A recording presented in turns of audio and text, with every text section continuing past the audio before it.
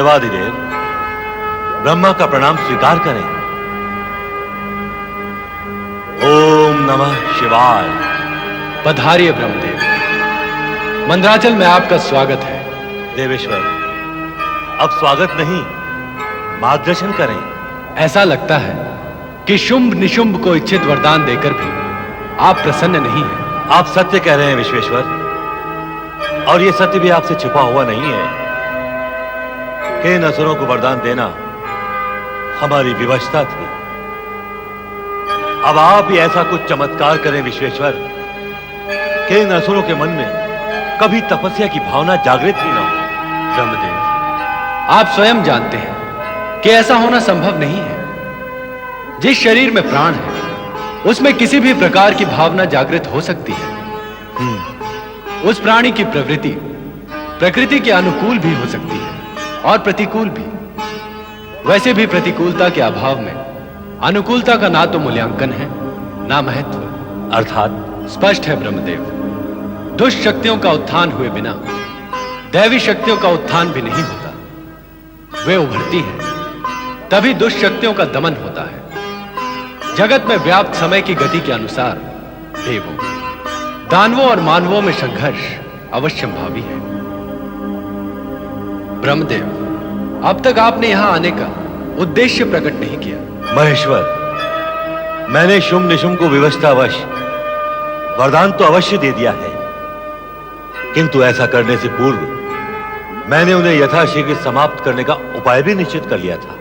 तो अब मेरा कार्य आप करने लगे हैं। आप तो सृष्टि के निर्माण करता है। अपना कार्य तो आपको ही करना होगा देवेश्वर। मैंने तो आपके कार्य को तनिक सरल कर दिया है, यही स्पष्ट करने तो मैं यहां उपस्थित हुआ हूं। आपका अभिप्राय है कि शुंभ निशुंभ की गति का उपाय आपने कर लिया है?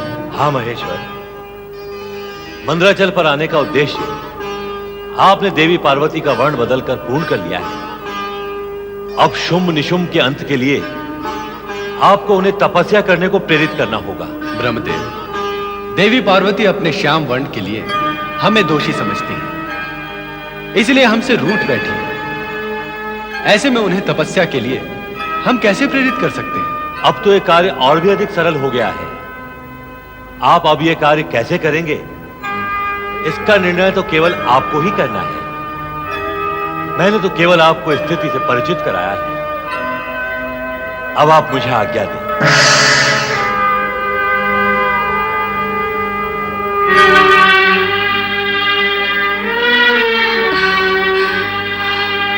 देवी पार्वती,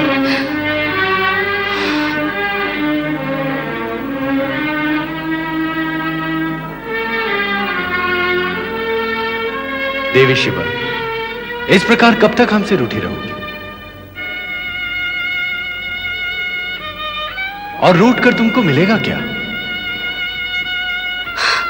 स्वामी, मुझे मनाने का प्रयत्न व्यर्थ है। हमारा प्रयत्न व्यर्थ कब हुआ है? हुआ है कभी? वो कभी होगा भी नहीं। तुम केवल इतना बताओ कि तुम्हारा रोष कब और कैसे शांत होगा? मेरा रोष तब तक समाप्त नहीं होगा जब तक आप मुझे पहले के समान गौरवर्णीय नहीं बना देते। यह असंभव है, हम ऐसा नहीं कर सकते। आप मृत प्राणी को जीवित कर सकते हैं। अपने आराधक शुक्राचार्य को हजारों मृतक असुरों को जीवित करने वाली मृत संजीवनी विद्या प्रदान कर सकते हैं। और मेरा अपनी पत्नी का ये साधारण कार्य भी नहीं कर सकते। हाँ, नहीं कर सकते। क्यों नहीं कर सकते? इसलिए कि यह केवल तुम्हारे प्रयत्न से ही सफल होगा, हमारी शक्ति अथवा कृपा से नहीं।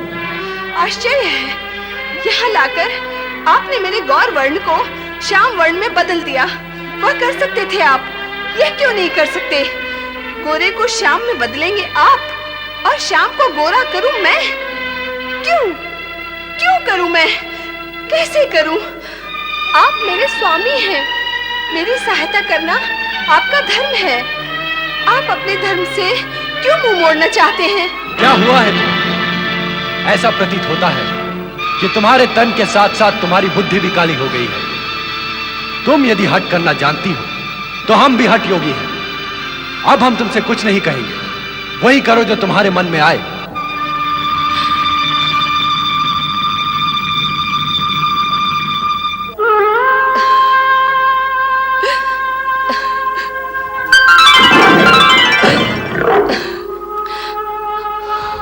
गिरिजा, गिरिजा।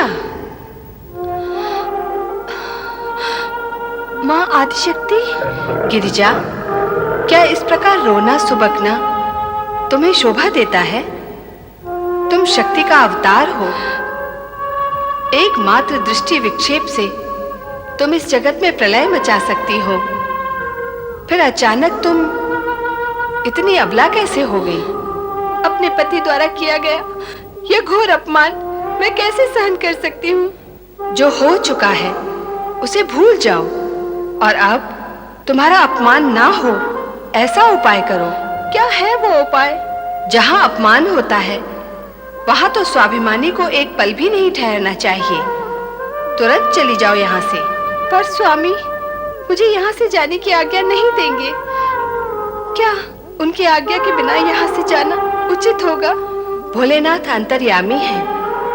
उन्हें तुम्हारी हृदय की व्यथा का पता है, इसीलिए आज्ञा की चिंता किए बिना स्वाभिमान की रक्षा के लिए तुरंत इस मंदराचल का त्याग कर दो।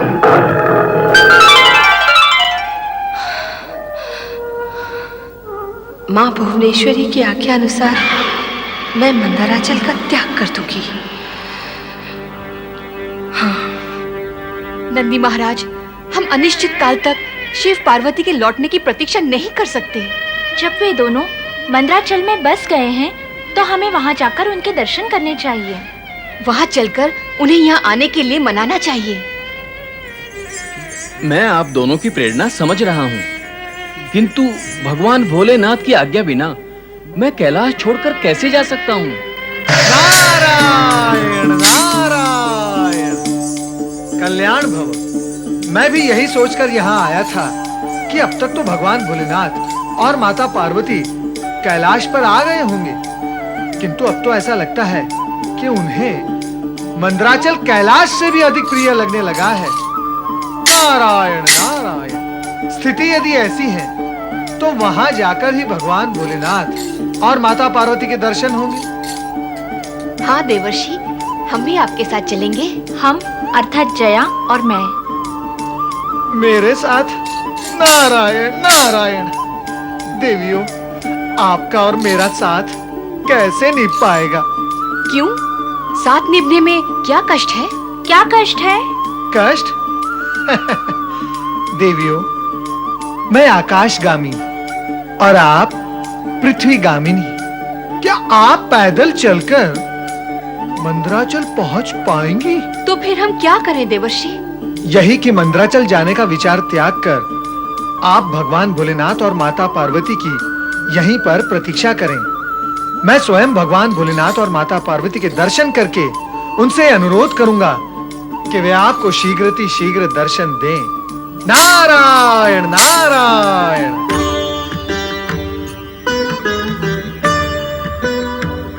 ओम नमः शिवाय, ओम नमः शिवाय, ओम नमः शिवाय, ओम नमः शिवाय, ओम नमः शिवाय, ओम नमः शिवाय, ओम नमः शिवाय, ओम नमः शिवाय, ओम नमः शिवाय, ओम नमः शिवाय, ओम नमः शिवाय, ओम नमः शिवाय, ओम नमः शिवाय, ओम नमः शिवाय, ओम नमः शिवाय, ओम नमः शिवाय।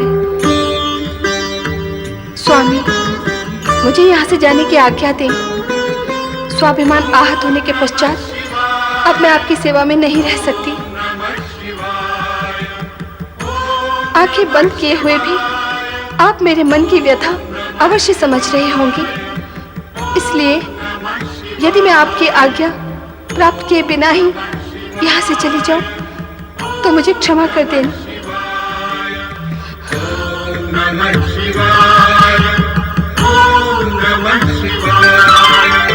नारायण नारायण। ओम नमः शिवाय, ओम नमः शिवाय। भोलेनाथ, बहुत समय से आपके और माता पार्वती के दर्शन नहीं हुए थे और मुझसे रहा नहीं गया, सो चला आया आपके और माता पार्वती के दर्शन करने के लिए। इस समय तो हम यहाँ पर मात्र अकेले हैं नारद। देवी पार्वती तो हमसे आज्ञा लिए बिना ही अभी अभी यहाँ से अदृश्य हो गई है। माता पार्वती आपकी आज्ञा लिए बिना यहां से चली गई? भोलेनाथ, यह असंभव कैसे संभव हुआ? आश्चर्य करने की आवश्यकता नहीं है। इस जगत में असंभव कुछ भी नहीं होता। जो प्राणी के वश, सामर्थ्य, ज्ञान और अनुभव से परे होता है, उसे वो असंभव मान लेता है। यहां तो वही हुआ है जो होना था। भोलेनाथ, वो गई कहां है? इस बात का ज्ञान तो आपको अवश्य होगा ही। इस विषय में हमसे कोई प्रश्न न करना नारद। भोलेनाथ,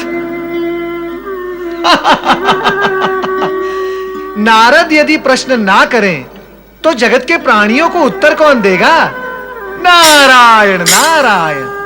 भोलेनाथ, भले ही आपने आंखें बंद कर ली हो, किंतु जो घटित होने वाला है वो टल तो नहीं सकता। नारायण नारायण। महाशक्तिशाली दैत्यराज शुंभ निशुंभ की जय। महाशक्तिशाली दैत्यराज शुंभ निशुंभ की जय। देवराज इंद्र की जय। देवराज इंद्र की जय।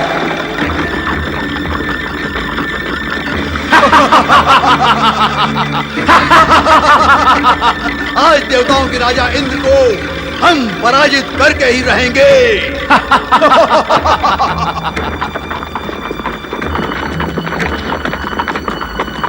आज तक केवल देवता ही स्वर्ग की सुख संपदा का उपभोग करते आए हैं और असुर उससे वंचित रहे हैं। असुरों को भी हम स्वर्ग की सुख संपदा प्राप्त कराएंगे।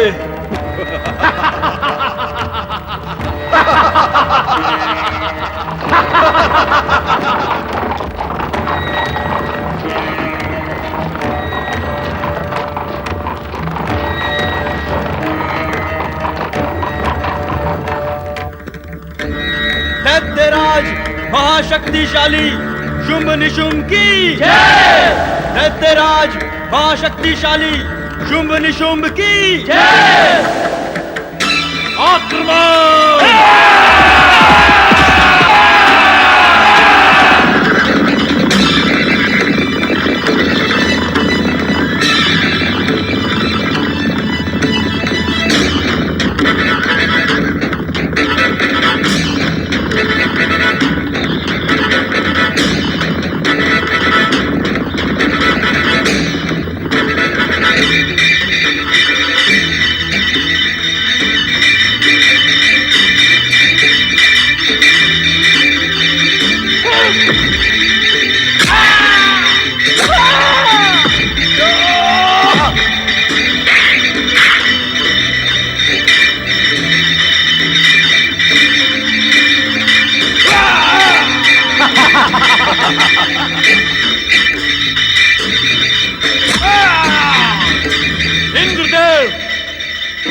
स्वर्ग के सिंहासन का अधिकार शक्तिमान का होता है। हम दोनों शक्तिशाली हैं और हमें ब्रह्मा का वरदान प्राप्त है कि हम अमर हैं।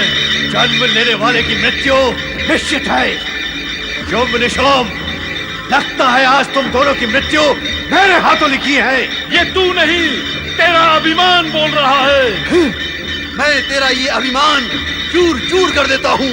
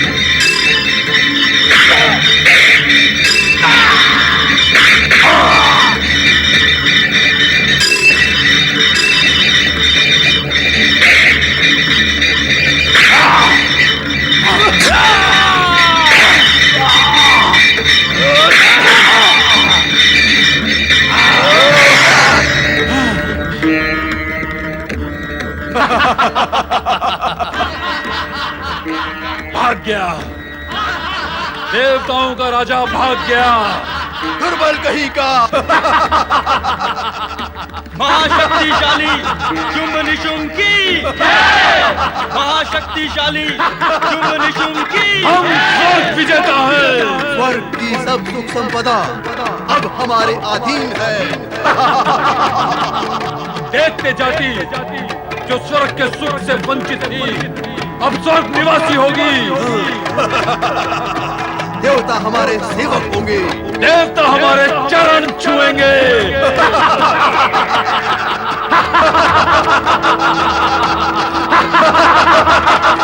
करें। शुंभ निशुंभ ने स्वर्ग पर अधिकार कर लिया है ब्रह्मदेव। अब हम कहाँ जाएं परमपिता? सोचा तो हमने यही था कि आपको कष्ट ना दे, आपके सृष्टि रचना के कार्य में बाधा ना डाले, किंतु आपसे वरदान प्राप्त कर शुंभ निशुंभ ने अहंकार में उन्मत्त होकर स्वर्ग पर आक्रमण कर दिया है और हम स्वर्ग से पलायन करने के लिए विवश हो गए। हमारी समस्त शक्तियां व्यर्थ सिद्ध हुई। अब आप ही हमारे शरणदाता हैं ब्रह्मदेव, आप ही हमारे तारणहार हैं। हमारा मार्गदर्शन करें परमपिता कि अब हम क्या करें? देवगण, आपको जो कुछ हमसे कहना था आपने कह दिया और हमने सुन भी लिया, किंतु हमारे पास आपसे कहने को कुछ भी नहीं है। हम आपकी कोई सहायता नहीं कर सकते। नहीं, नहीं, ऐसा ना कहें ब्रह्मदेव। हम बड़ी आशाएं लेकर आपके पास आए हैं। हमें तो आप ही का आश्रय है। आप ही हमारा हित और कल्याण विचार सकते हैं। आपसे निराश होकर हम जाएंगे कहाँ? कुछ उपाय करें, कुछ उपाय करें ब्रह्मदेव। कुछ भी उपाय नहीं हो सकता देवराज। जब तक शुंभ निशुंभ अपनी कठोर तपस्या से प्राप्त पुण्य का पूरा पूरा उपयोग नहीं कर लेते, तब तक न हम कुछ कर सकते हैं और न ही आप कुछ कर सकेंगे। तब तक आप उन्हें स्वर्ग से भी नहीं हटा सकते। परमपिता, इतना तो बता दीजिए कि स्वर्ग से बहिष्कृत होकर अब हम कहां जाएं? देवराज एवं देवगण, सत्य तो ये है कि इस समय को आप संकट का समय समझने की भूल कर रहे हैं। ये तो आप सभी के लिए शुभ अवसर आया है। शुभ अवसर? संकट का समय? शुभ अवसर कैसे हो गया माता? संकट के समय में स्वर्ग का मोह तो छूटेगा। आप सभी तपस्या करें, धर्म कार्यों में मन लगाएं, ईर्ष्या, द्वेष और निराशा का त्याग कर प्रभु भक्ति में लीन हो जाएं। देवी सरस्वती, अब इससे क्या लाभ होगा? इससे शुंभ निशुंभ के विनाश का मार्ग प्रशस्त होगा। वे शीघ्र ही पतनगामी होंगे। देवराज, देवी सरस्वती ने दूरदर्शितापूर्ण सत्य की ओर संकेत किया है। अब आप सभी को इनके बताए हुए मार्ग का अनुसरण ही करना है।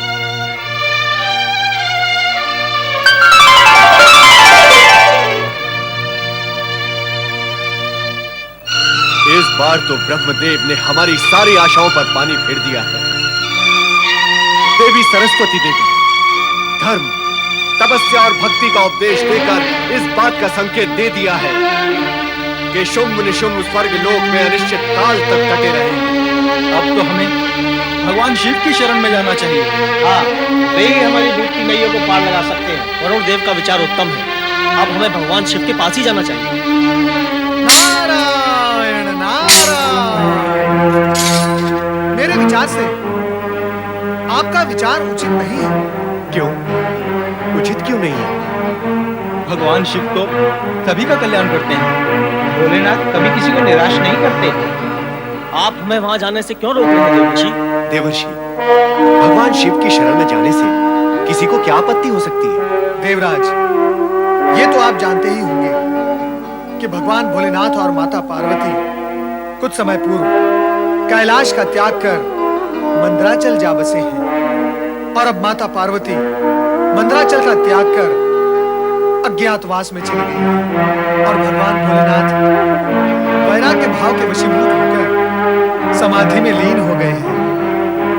ऐसी स्थिति में उन्हें समाधि से जगाना उनके क्रोध को निमंत्रण देना है। इसीलिए उनके पास जाने का विचार त्याग दे। यही आपके हित में होगा। देवर्षि, आपने हमारा हित चिंतन करके हमें वहां जाने से रोका, इसके लिए हम सभी आपके आभारी हैं। किंतु आपका कार्य अभी तक अपूर्ण है। अपूर्ण है? मेरा कार्य अपूर्ण है?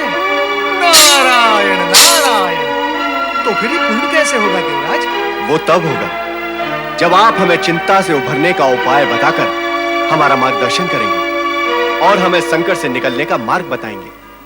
नारायण नारायण, आप भी लीला रचाने लगे देवराज। सोचता हूं,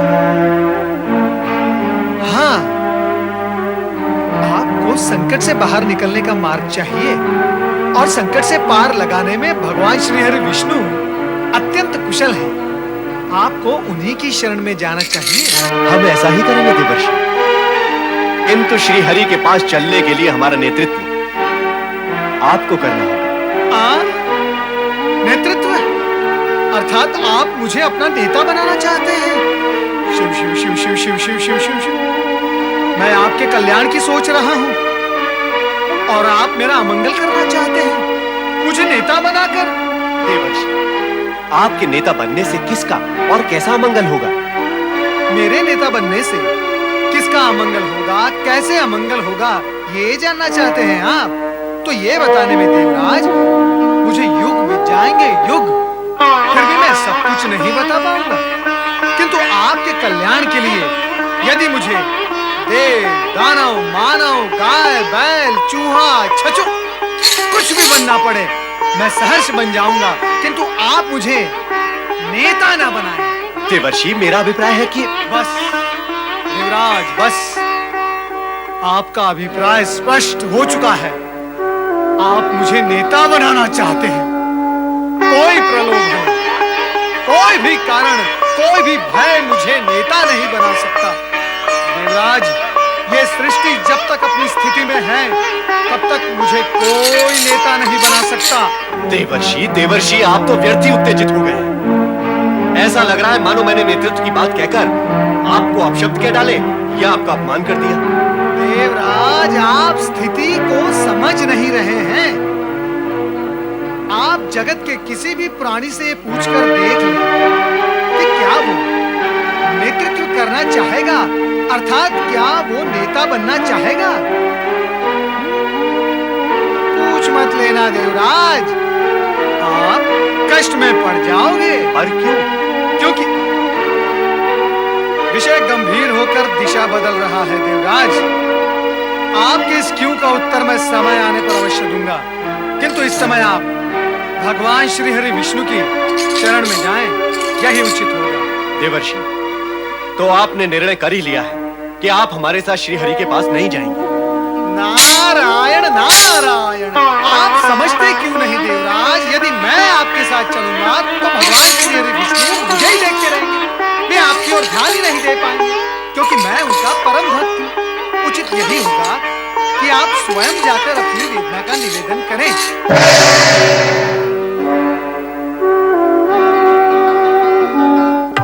स्वामी, आप किस विचार में खोए हैं? नारद के विषय में सोच रहा था। ब्रह्मा जी के मानस पुत्र की लीला भी अद्भुत है देवी। क्या आपकी लीला से भी अधिक अद्भुत? नारद भी बहुत समय से यहाँ आए नहीं, क्या वे आपकी भक्ति से विरक्त हो गए हैं?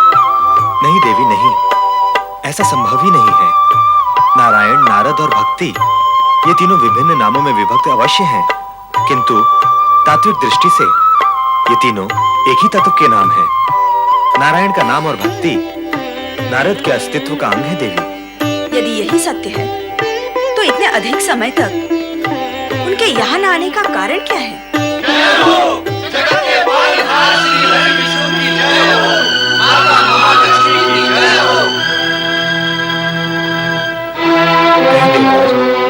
किस प्रयोजन से आना हुआ? प्रभु, प्रयोजन तो आपको क्या था? शुंभ निशुंभ द्वारा उत्पन्न संकट से हम सभी का उद्धार करें प्रभु।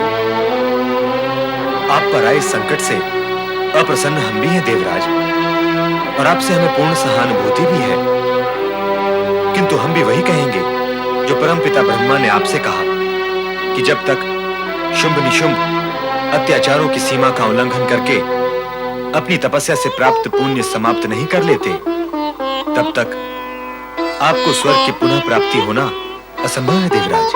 ऐसा क्यों है भगवान? ऐसा क्यों होता है? प्रकृति के अटूट नियमों के कारण ऐसा होता है।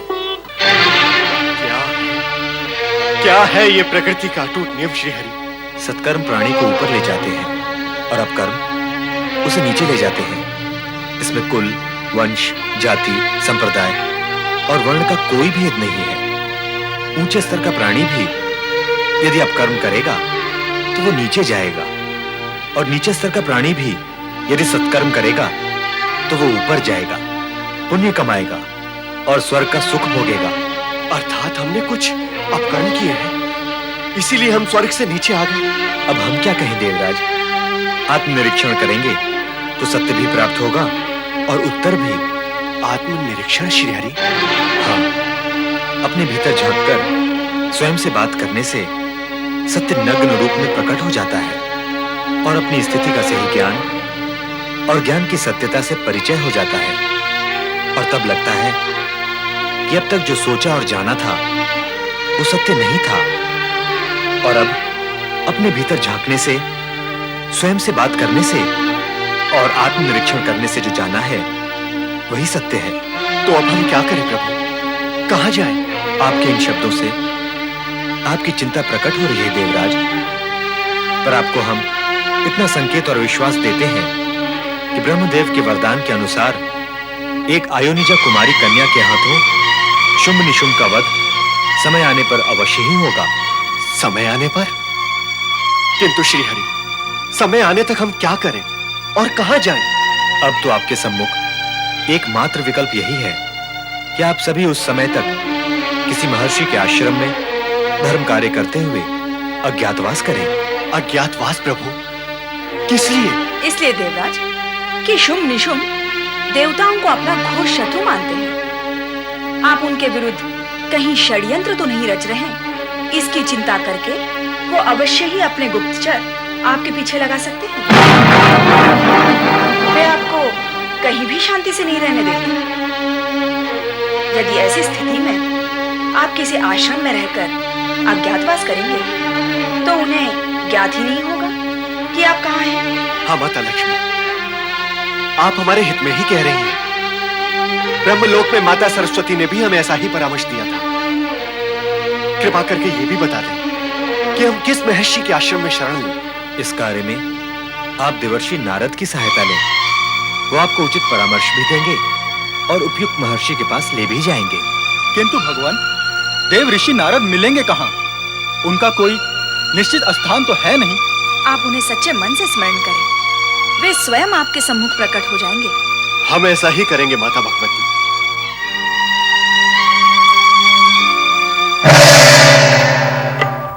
देवी कमला, आपने अभी अभी सच्चे मन से देवर्षि को स्मरण किया, परंतु वो तो प्रकट नहीं हुए।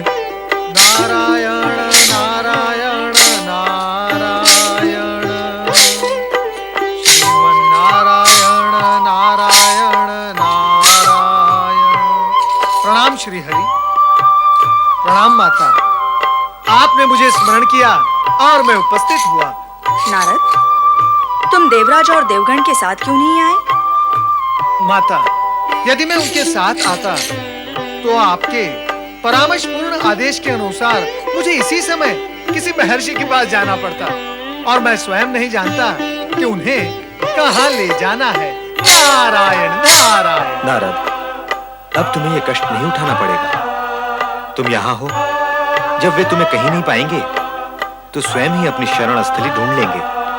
आपकी लीला अपार है प्रभु। नारद, हमारी लीला अपार होती है तो तुम्हारी लीला साकार। लीला कुछ न कुछ तो होती ही है। श्री हरि, वो सब आप जाने, मैं तो केवल इतना जानता हूँ कि आपके दर्शन पाकर मैं धन्य हो गया। नारद, सत्य तो ये है कि देवी लक्ष्मी इस बार आपके दर्शन पाकर धन्य हो गईं।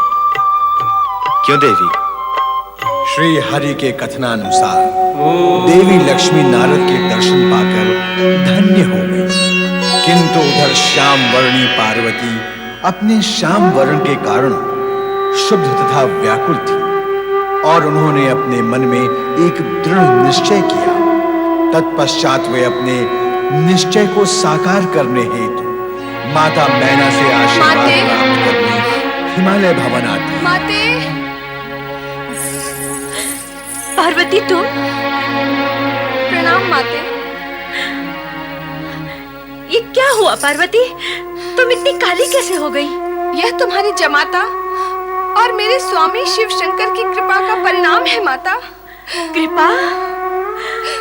ये कृपा है अथवा अभिशाप? तेरा ये रूप देखकर मेरा हृदय विदीर्ण हुआ जा रहा है। कहीं ऐसा तो नहीं कि तेरा ये स्वरूप देखकर शिव शंकर ने तेरा त्याग कर दिया हो? माता, मेरी पुत्री, मेरी पुत्री, मेरी पुत्री। तू चिंता मत कर पुत्री, तू चिंता मत कर। जब संतान संकट में घिर आती है ना, तो माता पिता के लिए और भी अधिक प्रिय हो जाती है। तू निश्चिंत हो जा, तुझे कैलाश पर जाने की कोई आवश्यकता नहीं। जब तक शिव शंकर स्वयं यहाँ आकर तुझे मनाकर नहीं ले जाएंगे, तू यहाँ से नहीं जाएगी। नहीं माता, मुझे तो यहाँ से जाना ही होगा। मैं तो बस कुछ क्षणों के लिए आपके दर्शन के लिए आई हूँ। ये तो क्या कह रही है पार्वती? मैं तुझे कहीं नहीं जाने दूंगी। अब तू जहाँ भी जाएगी, लोग तुझे उपेक्षा के भाव से देखेंगे। ये न तुझे सहन होगा और न मुझे। वो तेरा अपमान भी कर सकते हैं और मैं ऐसा कदापि नहीं होने दूंगी। ऐसा कुछ भी नहीं होगा माता, तुम व्यर्थ ही चिंता कर रही हो। अब मुझे आज्ञा दो। पर तू जाएगी कहाँ पुत्री? तपस्या करने। फिर तपस्या? हाँ माता, मैंने जिस प्रकार शिव शंकर को पति रूप में प्राप्त करने के लिए कठोर तपस्या की थी, उसी प्रकार एक बार फिर तपस्या करूंगी, अपना गौर वर्ण पुनः प्राप्त करने के लिए। यह मेरा दृढ़ निश्चय है। ना पुत्री, ना, अब तपस्या की चर्चा ना कर मेरे सामने। सुनकर ही मेरा हृदय कांप उठता है। उस बार तो तूने अपना हट पूरा कर लिया था, किंतु इस बार मैं तेरी एक नहीं सुनूंगी। नहीं माता, मुझे रोकना व्यर्थ है। जिससे तुम मेरा हट कहती हो, वह तो मेरा दृढ़ निश्चय और संकल्प है। इससे पूर्व भी मैंने अपनी संकल्प शक्ति से शिव शंकर को पति रूप में प्राप्त कर लिया था। अपना गौर वर्ण पुनः प्राप्त करना तो उस प्राप्ति के सम्मुख अत्यंत सरल कार्य है। अपने इस निश्चय से न तो मैं स्वयं हट सकती हूँ और न ही कोई मुझे हटा सकता है, क्योंकि मैं अपनी शक्ति से परिचित हूँ। अब मुझे आज्ञा दो माता। तो क्या तू अपने पिताश्री से भी नहीं मिलेगी? माता, पिछली बार मुझे तपस्या के लिए जाने से तुमने रोका था, पिताश्री ने नहीं। वे मेरे प्रति स्नेहवश सारी स्थिति समझते हुए दुखी नहीं होंगे। तुम उन्हें सब कुछ बता देना, वे समझ जाएंगे। प्रणाम माता, अब मैं विदा लूंगी।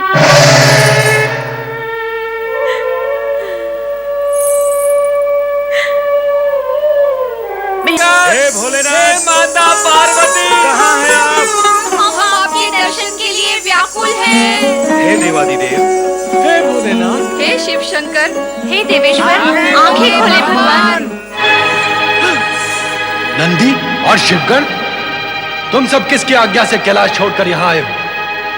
हमारी अनुपस्थिति में क्या कैलाश का संपूर्ण दायित्व तुम पर नहीं है? यदि है तो फिर क्यों आए हो तुम यहाँ? क्षमा करें भोलेनाथ, हम आपका तथा माता पार्वती का वियोग और अधिक सहने की स्थिति में नहीं थे भोलेनाथ। पार्वती हमारी अभिन्न सखी है, अपनी सखी से भला कब तक दूर रह सकते हैं? हमारी सखी से हमें शीघ्र ही मिलवा दे, हे शिव शंकर। तुम्हारी सखी पार्वती हमसे आज्ञा लिए बिना ही यहाँ से जा चुकी है, इसलिए अब तुम्हारा उससे यहाँ मिलना संभव नहीं है। हम बार बार अपनी ध्यान समाधि में विघ्न नहीं चाहते, इसलिए तुम सब भी अब यहां से जा सकते हो। भगवान भोलेनाथ तो समाधि में चले गए। न जाने देवी पार्वती कहाँ होंगी। ओम नमः शिवाय, ओम नमः शिवाय, ओम नमः शिवाय, ओम नमः शिवाय, ओम नमः शिवाय, ओम नमः शिवाय, ओम नमः शिवाय।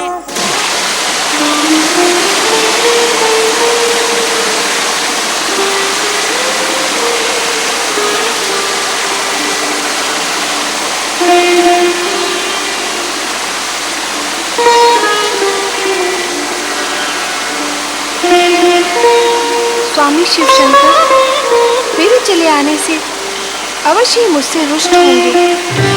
वे मेरी आराधना का उत्तर नहीं देंगे। ऐसे वे मेरे हृदय में विराजमान हैं, मेरे अभिन्न अंग हैं। मेरे हृदय की उमड़ती भावनाओं से वे अछूते नहीं रह सकते। इसलिए अब मैं आराधना करूंगी ब्रह्मा जी की।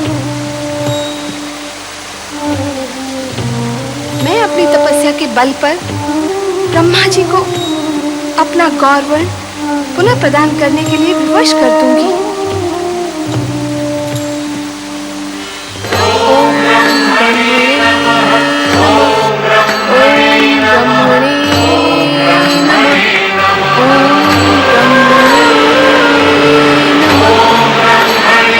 ब्रह्मणे ब्रह्मणे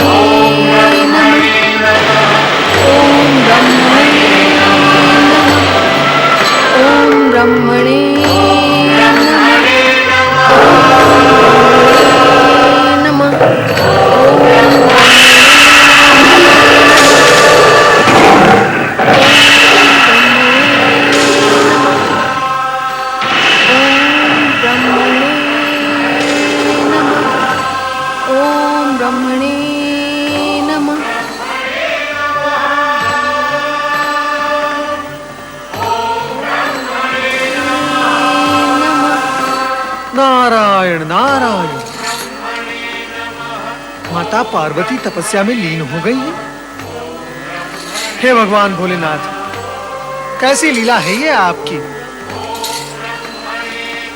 शिव पार्वती विवाह पश्चात शिव पार्वती प्रथम बार पृथक हुए हैं।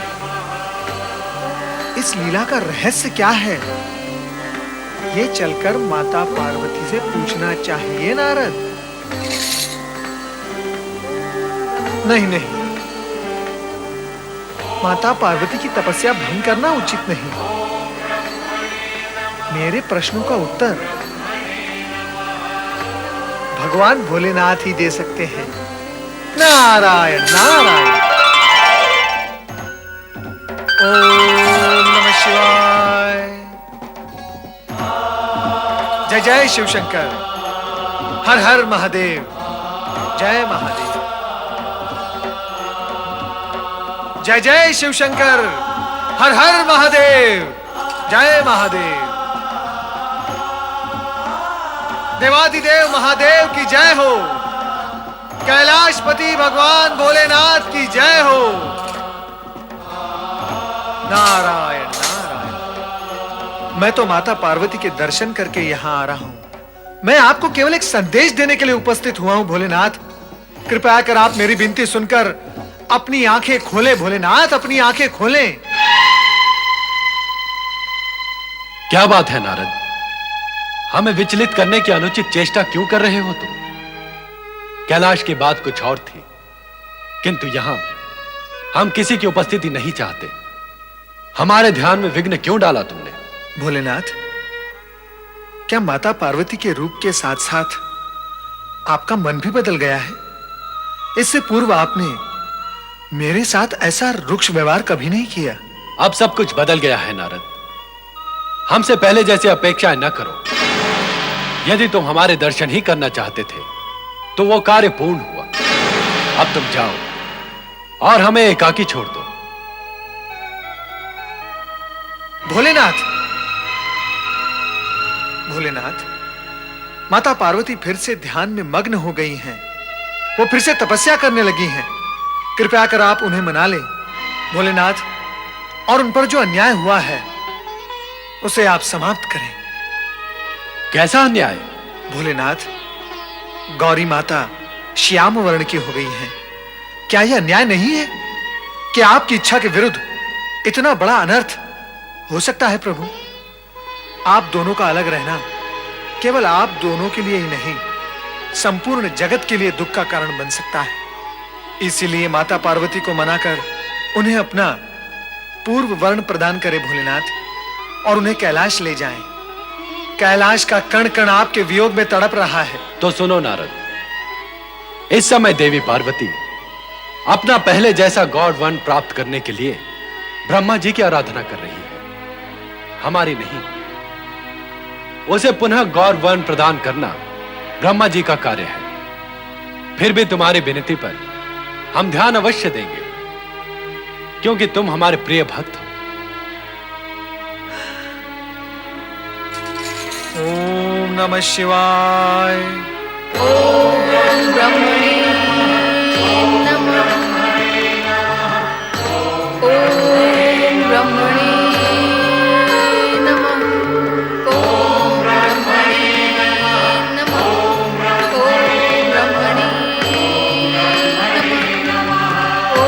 ब्रह्मणे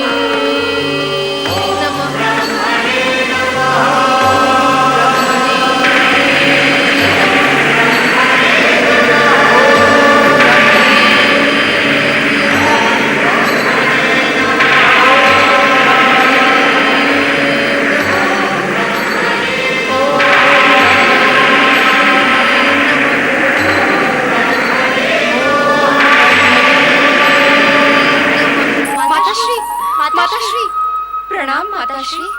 अरे जया विजया, मेरी बच्चियों, तुम लोग इतनी भयभीत क्यों हो? पार्वती यहाँ पर आई थी माताश्री। हाँ, आई तो थी, किंतु क्या बात है माताश्री, आप व्यग्र और हताश लग रही है। अब क्या बताऊं, उसका वर्ण काला हो गया है। वो यहाँ काली बनकर आई थी और इस अभिशाप से मुक्त होने पुनः तपस्या करने चली गई। पुनः तपस्या? पार्वती काली हो गई? पर कैसे, क्यों? वो तो शिव को ही कारण बता रही थी। ऐसी स्थिति में उसे हमारी साथ की आवश्यकता है। हमें शीघ्र ही उसके पास पहुंचना चाहिए। हाँ, अति शीघ्र। न जाने वो किस स्थिति में होगी। हाँ विजया, चलें। जया, विजया, पार्वती को मिलने जा रही हो? तुम दोनों कितना प्रेम करती हो अपनी सखी से। पार्वती यहाँ आई, अपनी माँ से मिली, किंतु हमसे मिले बिना चली गई। बहुत मन तड़प रहा है उससे मिलने को। तो महाराज, आप भी चलें हमारे साथ। अपनी तपस्यारत पुत्री से हम मिलने तो जाना चाहते हैं, पर उसे कैसा लगेगा? पार्वती हमारी पुत्री है महारानी, उससे मिलने का हमें अधिकार है। आओ, हम सब उससे मिलने चलें। आओ। ओम ब्रह्मणे नमः। ओम ब्रह्मणे नमः।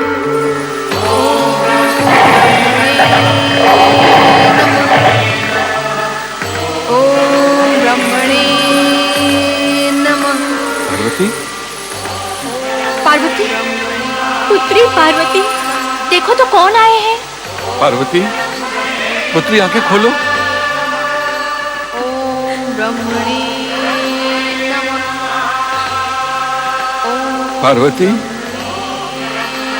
आंखें खोल पुत्री,